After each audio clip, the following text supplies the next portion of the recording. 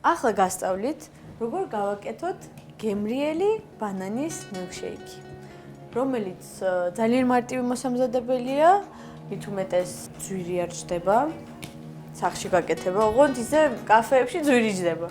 და ის პლუსი აქვს, რომ შეგიძლიათ გადაასხათ იოგურტის ან კეფირის ბოთლში და თან წაიყოლოთ სამსახურში. ან თუ თქვენ შულსაც უყვარს მილკშეიკი, შეგიძლიათ სკოლაშიც გაატანოთ და შესვენებაზე გემრიელად ალევს, რატო უნდა გადაყაროს ფული რაღაც სისულელეებში, როცა ტკბილი გემრიელი მილკშეიკი ექნება. ვინაიდან და რადგანაც ეკონომიაზე გვაქვს მთელი ესე იგი საუბარი, ამიტომ ვიყიდე 50 თეთრიანი შოკოლადის ჭიქის ნაყინი. მაქსიმუმ 2 სუფრის ковზი თუ გჭირდება, ასე რომ ნუ ვიყიდით მთლიან ესე იგი ბრიკეტს. სულ გჭირდება 1 ცალი ბანანი, მეორე პატარა დანას, დაჭრი ბანას, ოდნავ რძეს დავასხავ, რომ დამეხმაროს, რომ მალე დავაბლენდეროთ. მე აქ შევთქვიფე მიქსერით ბანანი და ოდნავ რძე, რადგან ვითვალისწინებთ იმას, რომ შეიძლება ბლენდერი არ იყოს საერთოდ სახში და გქონდეს მიქსერი, დავძელებ ოდნავ შევთქვიფავ კიდე.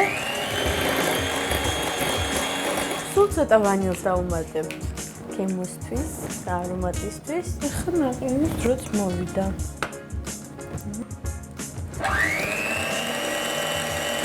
ეს უგემრიელესი მილკშეიკი, რომელიც კაფეებში ვალარ იღებს, მინიმუმ ჩვენ გავაკეთეთ.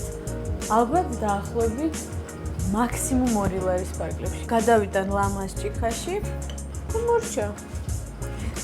გააკეთებთ მილკშეიკს.